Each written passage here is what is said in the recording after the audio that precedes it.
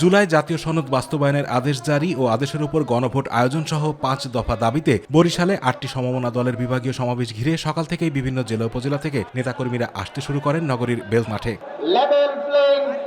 দুপুর 12টায় পবিত্র কোরআন তেলাওয়াতের মাধ্যমে সমাবেশ শুরু হয়। সমাবেশে সভাপতির বক্তব্যে বাংলাদেশ জামায়াত ইসলামীর নায়েবে আমির অধ্যাপক মুজিবুর রহমান বলেন, কোরআনের আইন প্রতিষ্ঠা করতে পারলে বৈষম্যহীন বাংলাদেশ গড়ে তোলা সম্ভব। এই কাফের এবং জালেম এবং ফাসিকের এই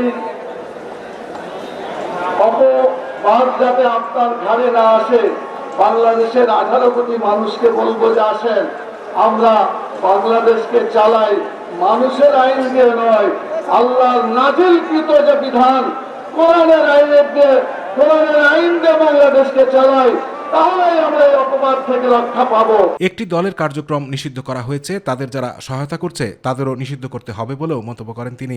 ইতিমধ্যেই একটা দলকে কার্যকলাপ নিষিদ্ধ করা হয়েছে। এখন তাদেরকে যারা সাহায্য করেছিল তাদেরকেও তো একই শাস্তি হওয়া উচিত, কথা ঠিক কিনা?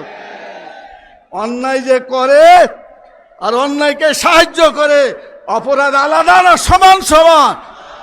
অতএব তাদের পরিণতি সেটাই হওয়া উচিত। প্রধান উপদেষ্টাকে দৃষ্টি আকর্ষণ করছে, আপনি এই কাজগুলা করবেন ইনশাআল্লাহ। সমাবেশে প্রধান অতিথির বক্তব্যে ইসলামী আন্দোলন বাংলাদেশের আমির ও চরমোনাই পীর মুফতি সৈয়দ মোহাম্মদ রেজাউল করিম বলেন, সবাই ঐক্যবদ্ধ থাকলে দেশের মানুষের ভাগ্য নিয়ে কেউ ছিনিমিনি খেলতে পারবে না। ইসলাম হুকুমত হয় কে আওয়ামী লীগ, কে বিএনপি, কে জাতীয়তাবাদী, কে জাসদ, কে বাসদ দেখার কোনো বিষয় নয়।